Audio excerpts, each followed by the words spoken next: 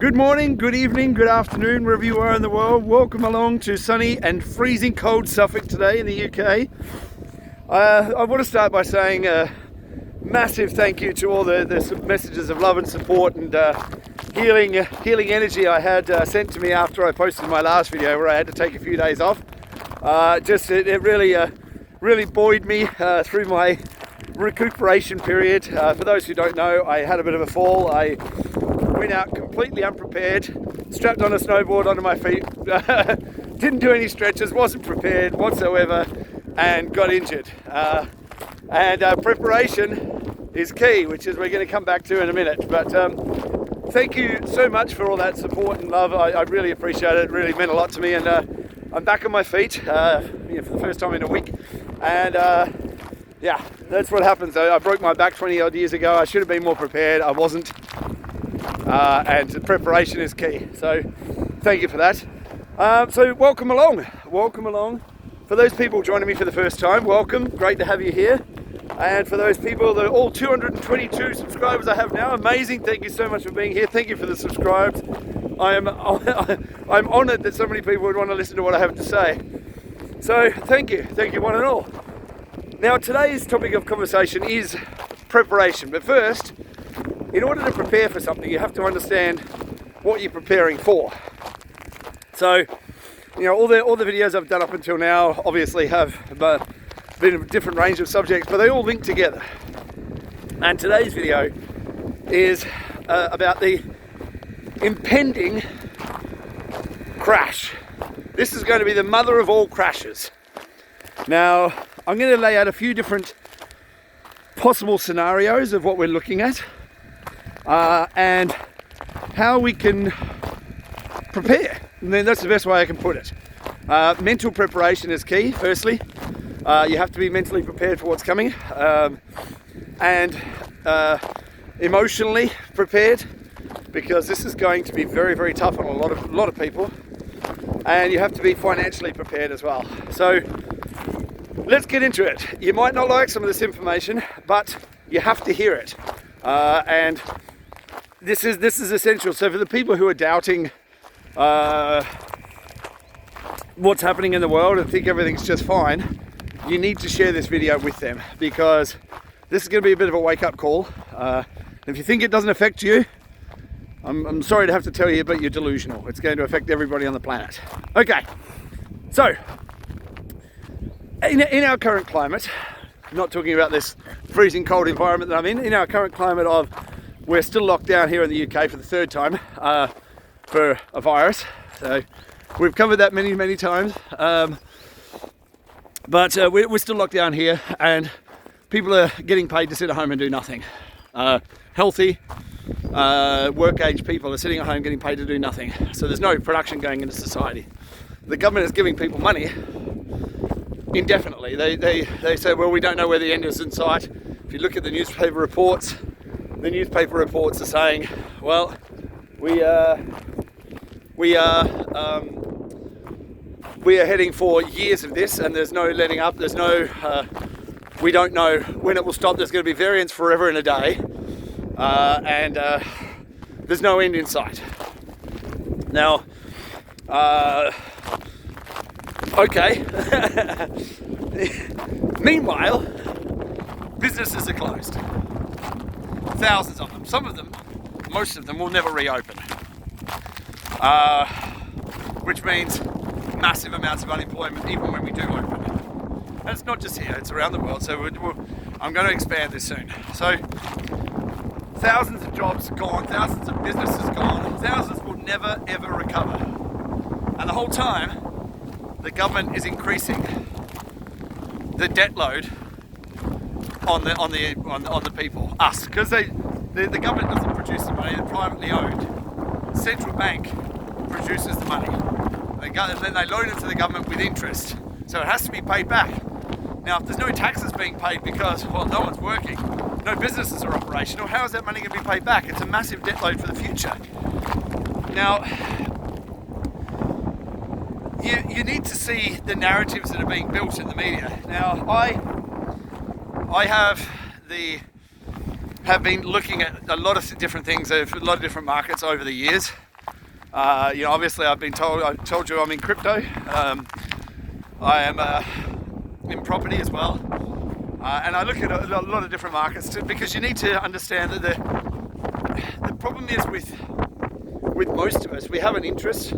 So it might be you're interested in crypto. So the people who are interested in crypto look at crypto stuff. Everything else is not important. Or the people who are interested in the financial markets, the stock markets, look at the stuff that it's to do with the stock markets. Maybe don't look at politics. Or they look at surface level things like on the news and think they have an understanding of what's going on. But in order to really understand the whole economic picture, you need to look at everything. Now, if you have a look at the narratives that are being built currently, now we've had massive amounts of quantitative easing or printing of money put into the economy, massive amounts. It's last year in America alone, while everyone's saying, well, that's America, it doesn't affect me, America has it's the world reserve currency, so it affects everybody. So last year alone, America injected between 25 and 35% of all the money that's ever been produced in the world, in American dollars, was produced last year because of this financial shutdown. Oh, look at that, sun's come out. The sun will come out tomorrow. So last year, between 25 and 35%, there's no real number because they're all made up, of the amount of dollars that have ever been produced in America, American dollars, were produced last year. That creates a massive bubble of money going somewhere. Now, people are sitting at home. What are they doing? Well, people are learning about things like the stock market, learning about things like GameStop, and they're putting their money there. So what happens? The stock market goes up. Even though the world's shut down, the stock market's still going up. Make sense? No. Okay, so that's the whole GameStop thing was all over the news because, well, the average investor who's completely uneducated, obviously, the people were sitting at home, reading about things because they had nothing else to do because they're locked down forcibly by their governments for a virus that has a 99.99% survival rate. Keep that in mind. So they've gone out and bought things like GameStop to really stick it to the man, to stick it to the financial markets, which has a massive effect on the financial market. So everyone keeps on pointing to the financial markets and saying, see, the economy's doing great. It's a whole pile of bullshit money plugged into a bullshit system that's plugged up. It's built on nothing. What is it producing? The companies that are supposed to be producing are closed down. So you have this narrative that they built that the stock market could fall because investors like you and me have invested in stocks like GameStop to get rid of the short sellers. If you don't know what that means, go back and have a look at my other video about the stock market's under attack. So that's one narrative. They're saying, okay, the stock market could fall because the average investor is investing stuff that they don't understand. Okay, that's the first narrative. Okay, then you have other narratives. Now, the other place that money is going, all this funny money that is going, people are getting their stimulus checks and their, stay at home and sit on your ass checks, contribute nothing to society check, that one. They're getting that. Look, let me touch on one more point as well. All the young people out there who are complying with this nonsense, who are thinking, well, this is wonderful, I get to sit on my ass and get a check, great. Now, especially young people who've been to university, who've now got a degree that's cost you $100,000 or £50,000 or whatever it is that your degree costs you, what industry do you think you're going to go into? Everything's closed. Now you've got a massive student debt that you decided to sign up for. Remember that. It's not my problem that you signed up for a debt. You knew what you were signing up for. To get a degree, that means what? Nothing, because there's no industry. And this could go on for years, they say. So how are you going to pay back your student debt? Oh, we'll never just pay it back. Think about it. Keep doing what you're told. And what are you going to have at the end of it? Normally when young people go to university or come out of university, they go into a service job, like restaurants, all gone. Hotels, all gone. What industry are you going to go into? and the money is going to eventually run out. So keep that in mind, young people. Now, I'm not saying don't get a degree, because some things you need a degree, but going getting a fine arts degree when you just because you don't know what else to do, your choice, your call, not mine. So the other thing that people are spending when they're sitting at home doing nothing, they're spending their money on, is things like Bitcoin, because it's the bright shiny thing that they're promoting. Oh, Elon Musk has put $1.5 billion of his fortune into it. The bright shiny thing that's already at $47,000 a coin. Now, what gives something value? What makes something worth the money that people are paying for it? In general terms, in normal economic world, not in this fantasy economics that we're living in right now, in a normal world, something that gives something value is the utility of it. What does it do? What problem does it solve to give it that value? So everyone's pointing out Bitcoin. Whoa, Bitcoin. Now, what problem does Bitcoin solve? What utility does it have? Well, it's a payment mechanism, I hear you say. Okay, so let's examine that for a moment. Now, Bitcoin originally was developed to be a person-to-person payment mechanism, so you didn't have to go through the banking institutions. Wonderful, the concept is wonderful, but so is the concept of communism. But the reality is, Bitcoin failed. It can't scale. It does about 7 transactions a second on a good day. And it's expensive. It's expensive to send Bitcoin places. The transaction fees are huge. Now, when you have a lot of market activity like what's going on now, the transaction time stretches out even longer. So it could take days to settle your transaction with Bitcoin.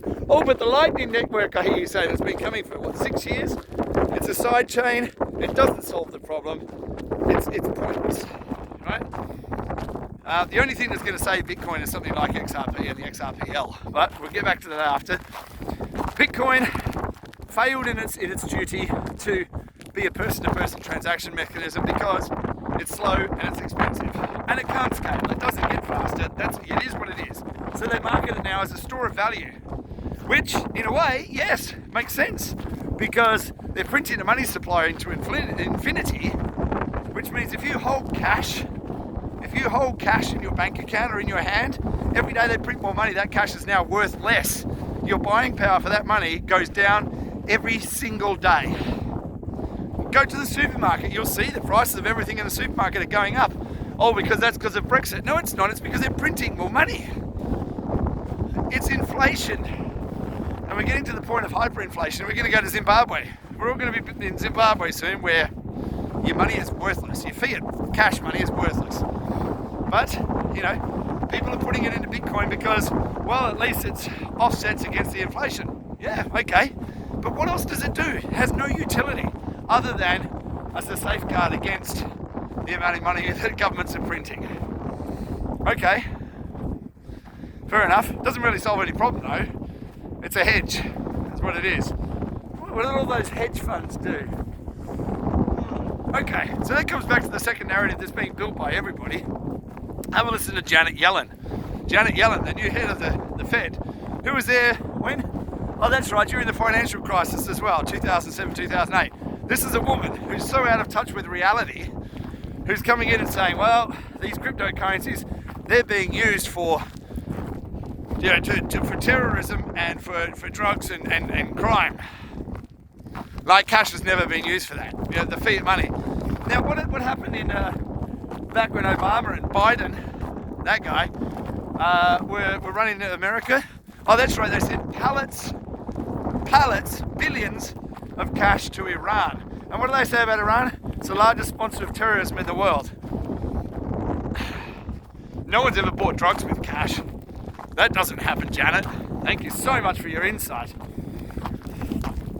But so they're setting up Bitcoin and saying, well, then the second one, obviously cryptos are used for nothing but for drugs and for sponsoring terrorism. And are they? Probably, yeah, of course.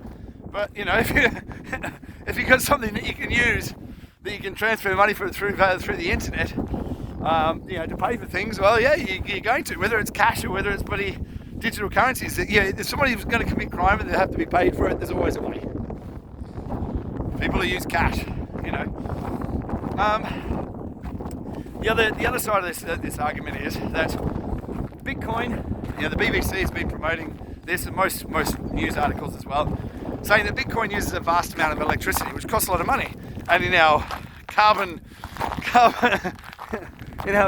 dioxide hating world, where carbon dioxide is now a pollutant, that's not it's not a good thing to have something that obviously uses vast amounts of electricity. And the BBC said it, where they said that Bitcoin uses the same amount of electricity as Argentina. I think it was Argentina. There was another article that said that it uses the same amount of electricity as Switzerland. Either way, it's a shitload of electricity. Most of Bitcoin is mined in China. So the Chinese energy companies are making out like bandits. Because the Bitcoin miners over there having to pay for the electricity that they use to mine Bitcoin. Okay, so Bitcoin is now the problem for the financial market collapse. Now, what I think is Bitcoin is actually acting like gold would be in any normal financial world. When they have unlimited money printing like this, the price of gold, which is money, and it's the usual hedge against this kind of insane money printing exercises. Why isn't gold going up? Because most of the money is going into all the young people who are like, oh, we're trendy and we want to keep up to date with the new technology. They're not putting money into gold and silver because, that's the boomer money.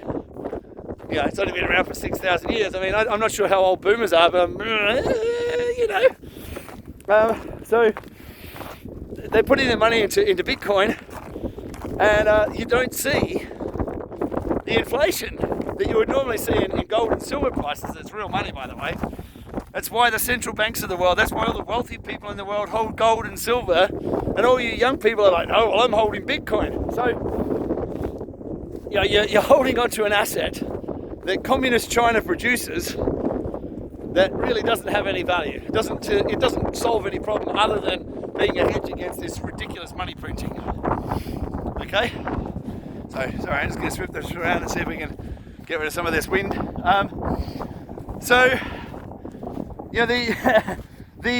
The money that would normally go into gold and silver is now going into Bitcoin.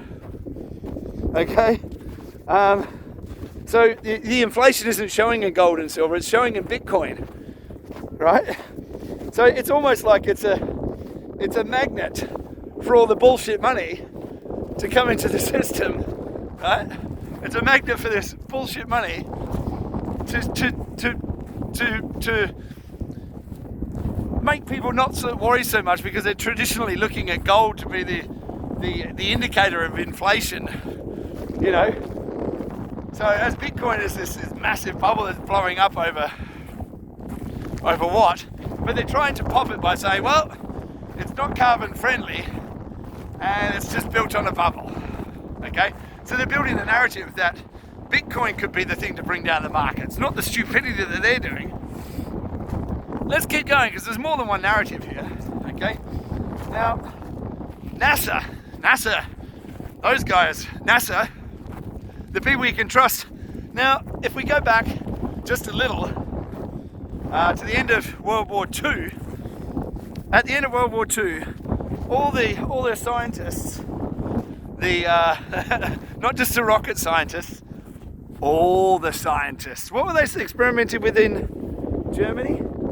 Paranormal, psychology, rocket science, all the scientists, okay? All the scientists from Germany, where did they go? They weren't prosecuted at the Nuremberg trials. Where did they go? Maybe read something about Operation Paperclip. Operation Paperclip, where the scientists from Nazi Germany, Nazis, okay? You don't know what that means, you go and have a read. Operation Paperclip. So those Nazi scientists went over to America and they formed NASA. Okay? Okay? Now you need to understand that. NASA, Nazi scientists. Don't believe me. Go and look for yourself. Operation Paperclip. So NASA is now forming an argument as well to say there's asteroids coming towards the Earth. Now, that creates what? More fear. Amazing. So NASA is saying these asteroids could come close to Earth, which could cause problems on the Earth. It could cause power blackouts, for instance. Maybe the internet will go down. Okay? So NASA's now saying asteroids coming towards the Earth. And then what do? I flick on Amazon the other day because I'm sitting at home doing nothing and I don't want to constantly be researching stuff. I need to have some downtime as well, so sometimes I like to watch a movie. So I turn on Amazon Prime, and what movie's there? A movie called Greenland. Now, if you haven't seen Greenland, I suggest you watch it. It's very good. What's it about? An asteroid that hits the Earth. It's a new movie. Who owns Amazon? I can't remember. I'm sure that guy's got nothing to do with the Bilderberg Group, Trilateral Commission, World Economic Forum. I'm sure doesn't fit into that circle anywhere. So they're building the narrative that an asteroid could come and wipe out the power, wipe out the internet, and obviously the financial markets as well. That's going to suffer because of the fear and the panic. So all these narratives are being built for a collapse in the financial markets, collapse of the banks. Now, what does that mean? What does that mean? Think about it for a minute. Now, if the financial markets go and it just explode one day, and there's a run on the banks, your bank will close. You won't have access to money, which means no food, no water, no shopping. You won't be able to access money. What do you think that's going to do to society? Let's also look at the other narrative of what's going on, the political narrative, because it is ridiculous right now. You know, Joe Biden, that guy, comes into power with a message of unity. It's time to come together, people. And then what do? They spend their time, rather than looking after the people that desperately need help, they spend their time impeaching a former president. Okay? Now, what this does is this political divide that we have, and everything's divisive nowadays. I mean, everything. Men, women, political arena, whatever. There's always a divide between people, and it's obvious what's going on. It's a divide and conquer move. Now, what it creates is this political unrest. Unrest that's all over the world, where people are out in the streets and they're rioting and burning things down. And, some would say rightfully so. Yeah, well, because we've been all been divided in these ridiculous lines. Or if you dare to question the science, you're a science denier and you're killing my grandma. But it's so divisive. And people don't see what's going on. This divisiveness is deliberate. It is deliberate. Now, what does this lead to? You've got divisiveness all over the world. Now, if one way or the other, whatever happens in this whole thing with America, with this impeachment, right? If Trump gets impeached and he's somehow punished, if it goes to a criminal trial after this, what do you think that's going to do to the 75 or 80 million or 100 million people that support Donald Trump? Do you think that's going to make them happy and they're going to go, well, he must have been a bad guy then? Or do you think they're going to rise up? Which is what they're trying to get them to do, because then if they rise up, and these are the people with the guns, of course, they rise up, then somebody gets shot, even though it might not even be a Trump supporter, somebody gets shot, we have to ban the guns. Why would they want to take the guns? Well, if you want to have a dictatorship, you want to have communism, you need to get rid of the ability for people to defend themselves from a tyrannical government. Sounds conspiratorial, sounds ridiculous, doesn't it? What did they do in Nazi Germany before the Nazis took over? This whole thing, this whole narrative, all these narratives are leading to one thing: the next crash, the next black swan event. Now, where is it going to come from? I have no idea when, but every indicator says that it's imminent. Imminent. Now, there's so many other things I could add to this. I mean, it's such a ridiculous time that we're living in, and all these narratives are getting built that's dividing people and saying, well, if we only have to do 2 weeks to flatten the curve, and now it's for the rest of your life you're going to be locked down wearing double masks or 3 masks or jamming things up your ass. butt plugs, who knows how far this has to go. But it is. This is not about science, it's about compliance. We have vaccines. If you believe in the vaccine, go and get it. We have treatment. Why with all this medicine that we have that can treat this thing? Oh, the new variants, of course. But every year we have a new variant of the flu as well, that people die of the flu every year, just in case you didn't know.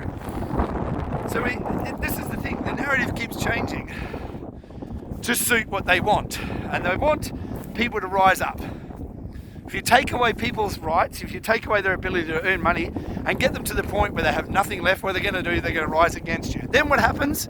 The United Nations steps in with the answer and says, don't worry, all you people's governments that have treated you so bad, they can't be trusted anymore. You can't govern yourselves. We'll take over. We'll take over as a one world government and everything will be peaceful, it'll be lovely, and we'll take care of you with our central bank digital currency that if you step outside the lines, you won't have anymore. Social credit score, have a look at what China's doing. So that's the narrative. Now, as I said, how do you prepare?